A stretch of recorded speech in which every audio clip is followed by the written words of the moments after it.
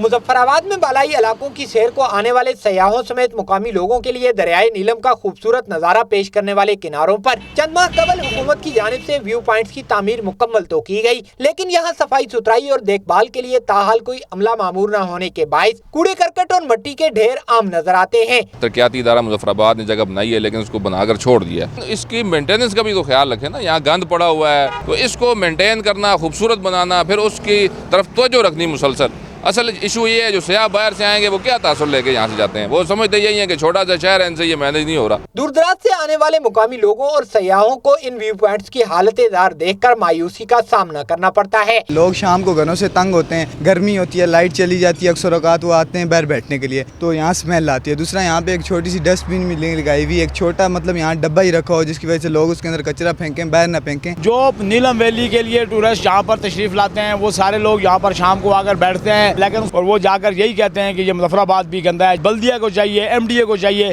कि यहाँ पर सफाई का जो है वो बेहतरीन इंतजाम किया जाए। लोगों का कहना है कि बल्दियाती इदारे जहां दीगर शहरी मसाइल के सामने बेबस हो चुके हैं, वहीं इन व्यू पॉइंट्स के इंतजाम इंसराम का मसला इनकी नजरों से ही ओझल है। मुतल्लिका इदारों की गफलत के बायस सयाहों की तवज्जो का मरकज रहने वाले इन मुकामात की खूबसूरती रफ्ता रफ्ता मुतासिर हो रही है। कैमरामैन मोहम्मद नवीद के साथ तकीउल हसन, दुनिया न्यूज़, मुजफ्फराबाद।